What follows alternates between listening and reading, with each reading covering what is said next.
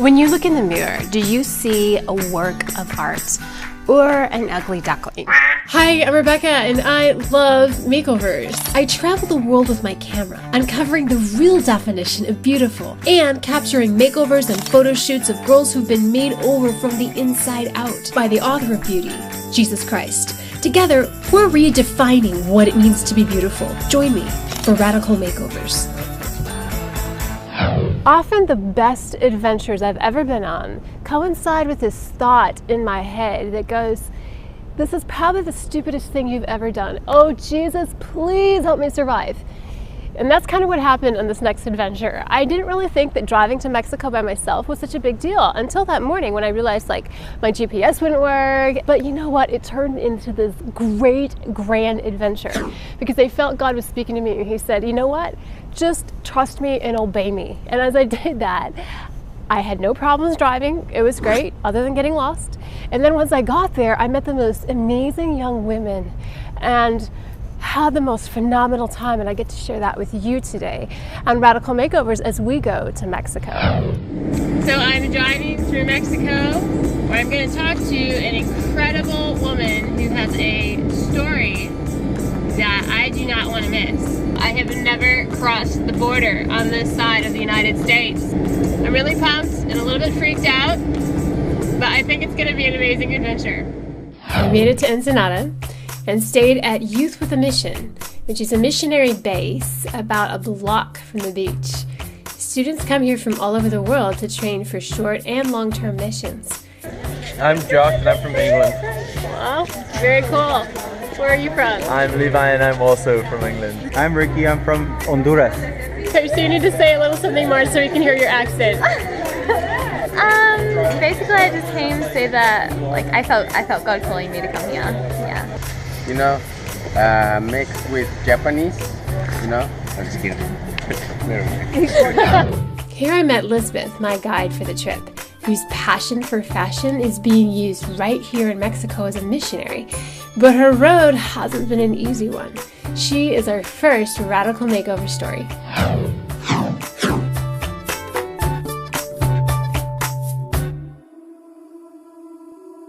From like 4 to 8, I began to be molested.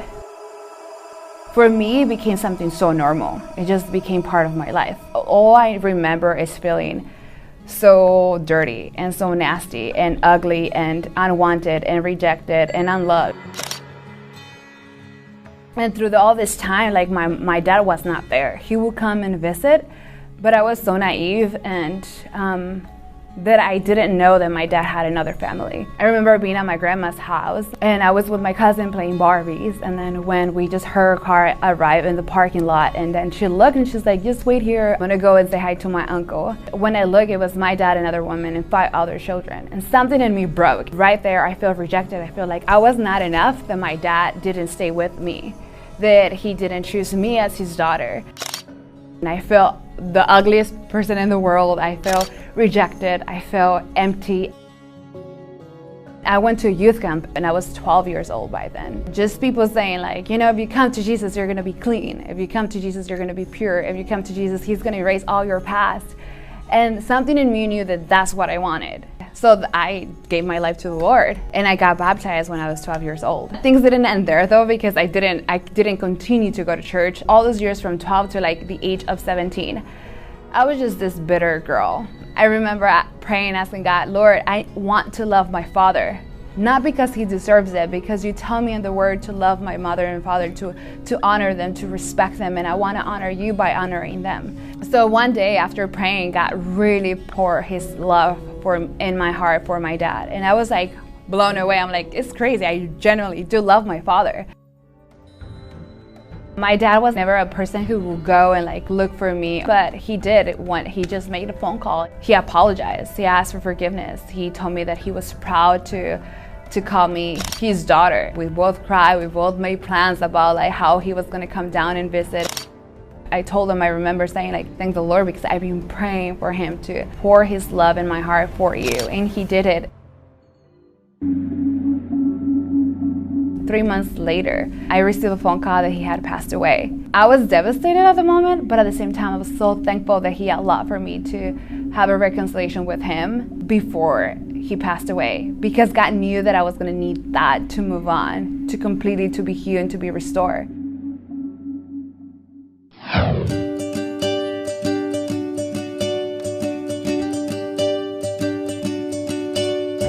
It's my favorite place in Ensenada. It's called Camellia. People here in Mexico, they're so bold to tell you just what they think. Like if you're looking good or if you're looking bad, if you have gained weight or if you have lost weight, if your hair looks good, if your hair looks bad, they will tell you straightforward how it is. The first thing that I will hear from people, like even my own family, it wasn't not like, hi Elizabeth, how are you? It was more like, oh, you look thinner. Oh, look, oh, you gain weight. Oh, look, your hair is long. Oh, your hair is short. So it was a lot about physical things. I opened my ears to those lies. I didn't own a pair of flats. I needed to wear high heels at all times. It became my identity. It became my idol. They were asking me to dress different, to dress less modest. And at one point I was just like, you know what, like you're saying that you want to go deeper with me, that you want to know my heart more. I need you to believe what I say that you are. And I need for you, your identity to be in Christ, to be in me alone. So I said no to that industry. I wish I can tell that it was so easy, that it was just like, oh, you know, like I said yes and I kept going. But the reality is that I was crying, that I was devastated, that I was like, God, is this really you? A year later after that, God called me to full-time missions. I was ready to give it all to God, just seeing the healing that He was doing in my life. So I was invited backstage of Fashion Weeks and share Jesus, and share the gospel, and share what God has done in my life. God was just like, now I can trust you because you trust me to come to this world, and I know that you're gonna shine my love and you're gonna shine my light. It's not about the look. That's not where value comes from. That's not where your identity is. Your identity comes because you are made in God's image. It's so crazy that He resurrected that dream. And now, like, part of my job, part of the things that I'm doing right now, I'm leading a ministry that focuses on speaking on identity in Christ to young women and to women.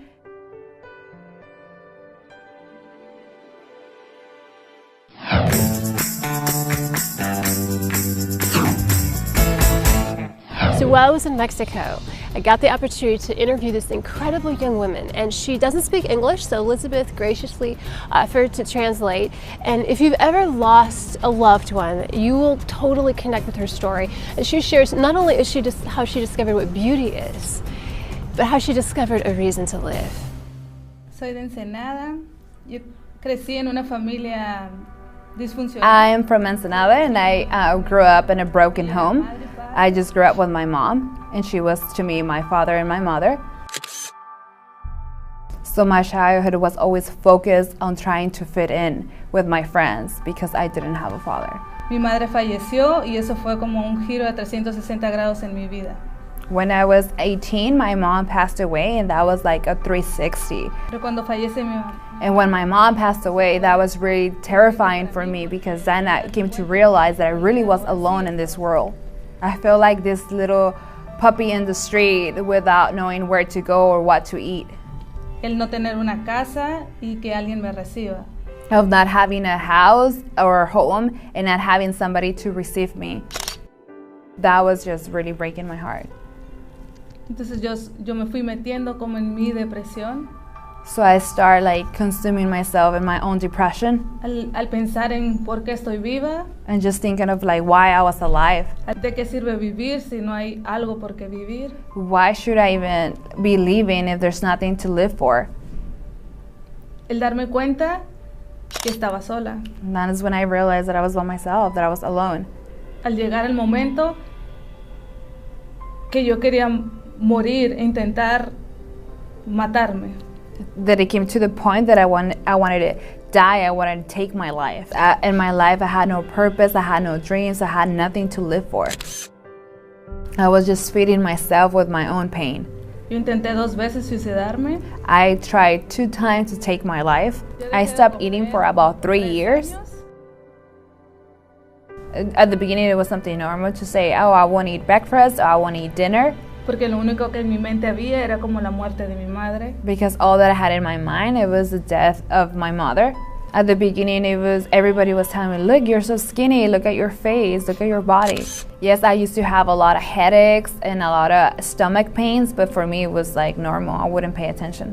Lo único que pensaba es que no tenía mi madre. All that I can think of is that I didn't have my mom. Y no tenía por qué vivir. And I didn't have a reason to live for. I didn't have dreams. Y no tenía una vida. And I didn't have a life. Lo único que quería era morir. All I wanted is to die. And one day when I was in the hospital, I asked God for a second chance. They had already told me that I only had one month to live and I had no hope. Yo le dije a Dios, solo dame una oportunidad más para vivir. I remember telling God, I just need you to give me one more chance to live. Si eres tan real, if you're that real, déjame vivir. Let me live. Y Él lo hizo. And He did it. That mindset that there was no reason for me to live or to breathe. Él la cambió por un ambiente de amor. He changed that for an environment of love, de esperanza, of hope, de que simplemente mi vida puede ser un ejemplo para muchos. That my life can be an example to others. That people don't need to live what I lived or experience what I have experienced to experience a real God. Porque Él es un Dios real. Because He's a real God. Y Él sana. And He heals. Muchas veces dices no. Many times people say no. Y es difícil. And it's hard. Y otras veces dices sí. And many times they say yes. Y puedes ver el poder de Dios. And you can see the power of God. Ahora yo he podido viajar a otros países. Now having able to travel to different countries. Compartir del amor de Dios. To share about the love of God. De que hay una esperanza de vida. There's hope. De hay por qué vivir. There's a reason to live for. Que lo que Dios hizo en la cruz, la mejor razón por cual vivir. That what Jesus did on the cross is the best reason to live for.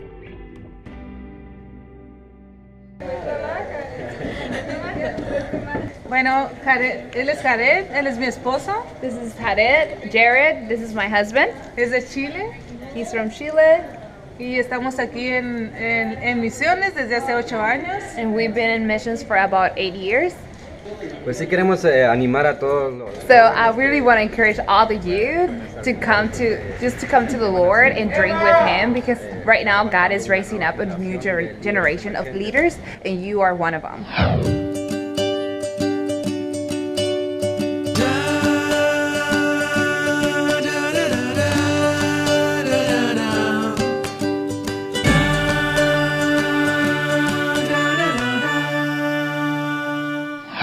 So another destination in Mexico was this girl's home, and I walked away from that place feeling incredibly thankful that God had given me so much, but also so moved by the way that the love of Jesus Christ affects people in the darkest of places and changes lives. Like, this is not something that we're making up.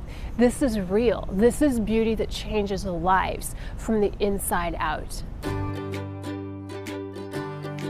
So this morning we're gonna go to one of my favorite places here in Ensenada. It's called Corazón de Ángel, Heart of an Angel, and that's a girl's home. All these girls comes from out from the streets. A lot of them, the parents don't know what to do with them, and they take them to this place. Some of these girls have been coming from the red light district, and they're as young as 12 years old. Hi everybody, come in, welcome to your home. So back there is a kitchen, dining area, the office, and up here is the real good, the good stuff. Some of the girls. Saluden en la cámara. Hello. God is good with us, and you know, He treated us good, and He gave us a beautiful home. Almost 9 years ago, I had to be in a rehab center myself because of, you know, the life that I chosen at the time. I ended up working at a strip club. The void and the emptiness and everything that I felt was still there. Not the money, not the club, not anything could fill that void. I got really, really, really sick. But the first thing they asked me is, you know what, you need to run some AIDS tests because probably you have AIDS. It was when I humiliated myself to God and I asked for His mercy. I made a deal with Him. I asked Him that He would save me. that I would dedicate my life to serve Him. So the day that I got the results and it was negative, I was so happy. And I remember the pact that I made with God. This is the way that the ministry was born. So I could tell other girls that had been in prostitution, that had been in drugs, that they can change their lives. They don't have to feel alone. They don't have to feel unloved, and that they don't need guys or sex or money or drugs or anything to fill that up. The only thing they need is God.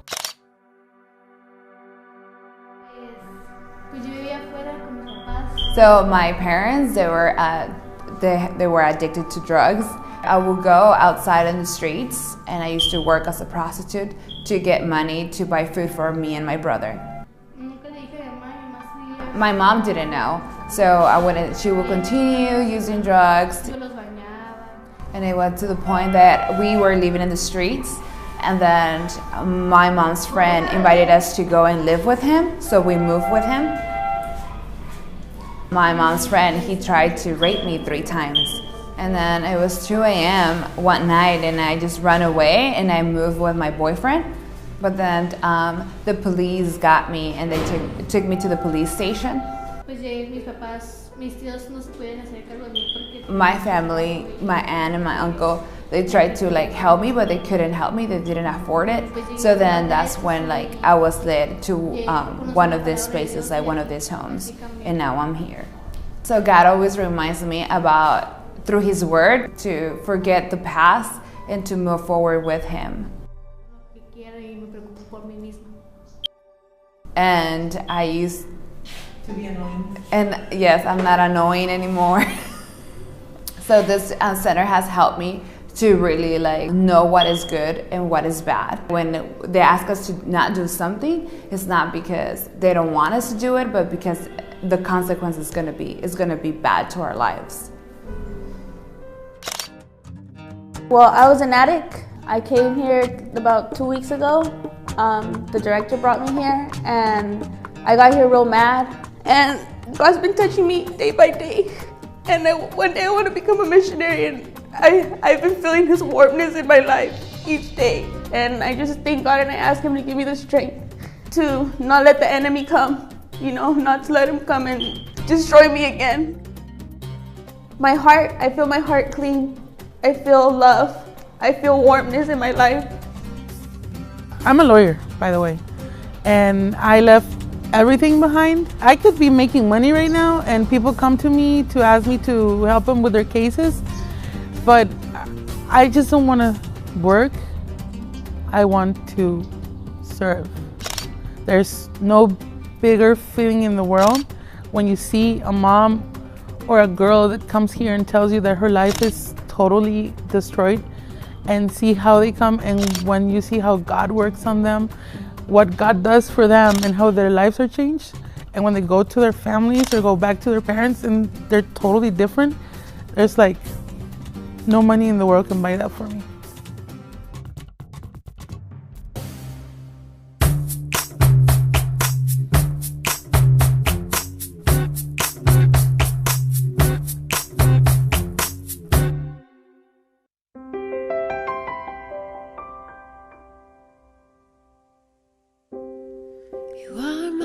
Daughter first, before this world gave you a name, before they found someone to blame, I sent you to earth. I formed you in the womb, and I carried you to birth. And I knew you like no one knows you, child. I still hold you in my hand, and my eyes see the person you are meant to be, 'cause I made the master plan so beautiful, and you are my daughter first.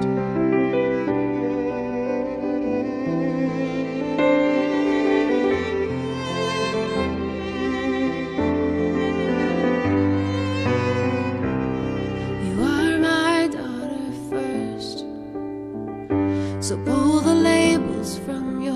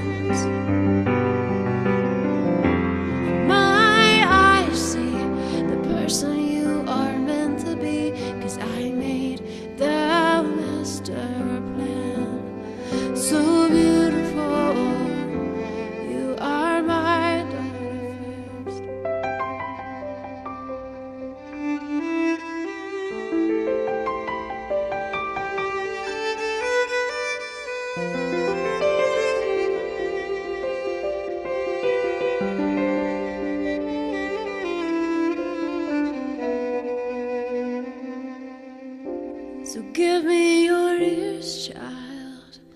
Give me your heart. Don't listen to the lies. They don't know who you are.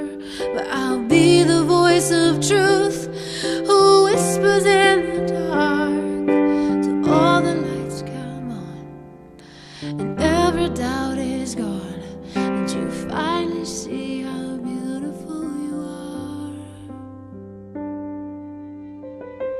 'Cause I know you like no one knows you, child. I still hold you in my hands. In my eyes see the person you are meant to be, 'cause I made the master plan.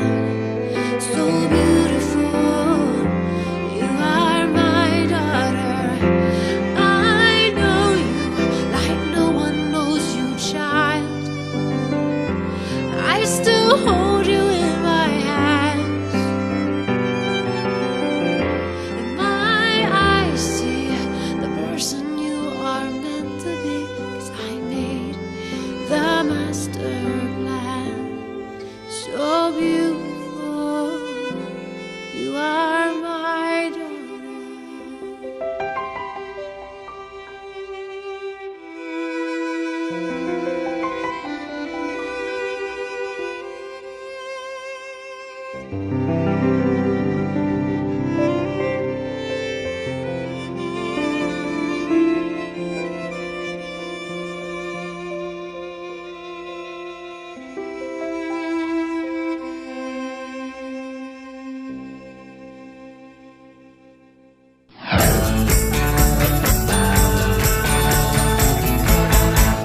Beautiful to me was a lot of the way I looked. That is so sad.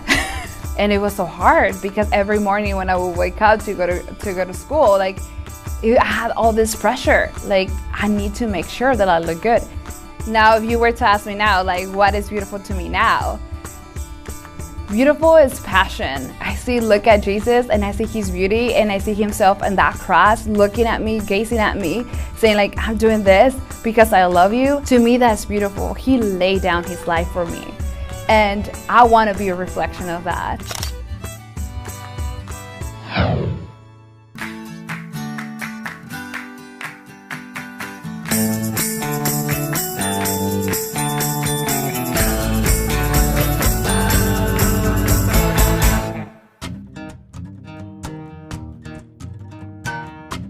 People always ask me if I feel safe traveling in Israel, and I always say absolutely.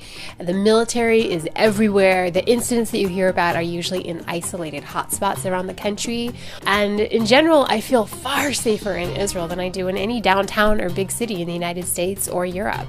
The southern part of Israel, of course, is wilderness, it's desert, and there's great mountain climbing, and then as you get up north, it becomes green and full of rich vegetation, and there are some incredible places to explore. I'm standing on a path that's part of the Jesus Trail, or the Jesus Road. It stretches from Nazareth all the way to the Sea of Galilee, and this is the route that Jesus probably would have taken when he and his disciples traveled. Behind me are the cliffs called Arbel, and there's a bunch of caves up there. There was villages and a whole fortress that was built into the mountain where the cliff dwellers would have lived until they were all wiped out after Jesus' time. I'm here at the Sea of Galilee, although I'm actually above the Sea of Galilee at the cliffs of Arbel. There's an old fortress down here. I'm going to go check it out.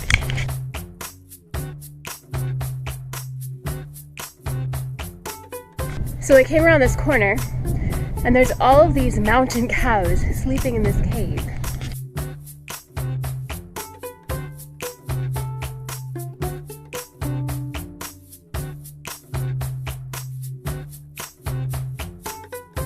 But it's really cool to think that he walked this very area with his disciples.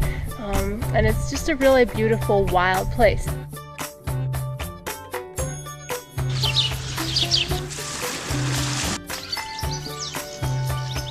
I'm sitting here in Galilee. This may have been a hill where Jesus himself walked. And so from this beautiful place and overlooking this incredible view, I want to talk to you about what he said true beauty really is. Blessed are the pure in heart, for they will see God. You know, purity in our culture in this day and age is kind of a bad word. People mock it, they look down on it, right? But God says there's a blessing for purity. If you go into the Greek, the word see, blessed are the pure in heart, for they will see God. That word see means to gaze with eyes wide open at something remarkable.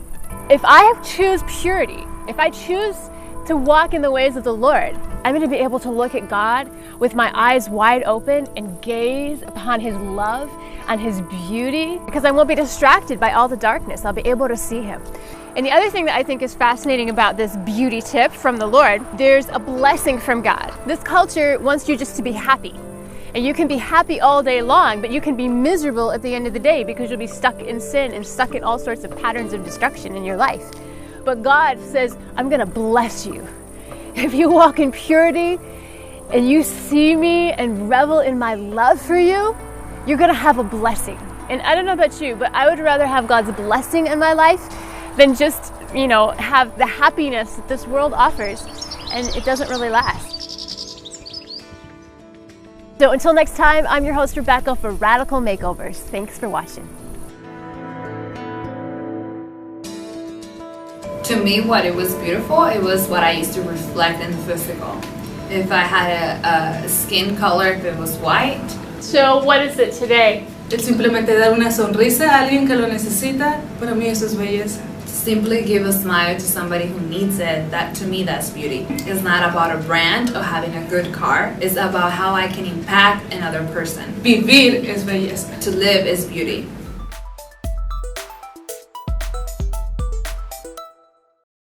With over 10,000 titles, it would be impossible for us to show you everything on pureflix.com. But let's give it a shot.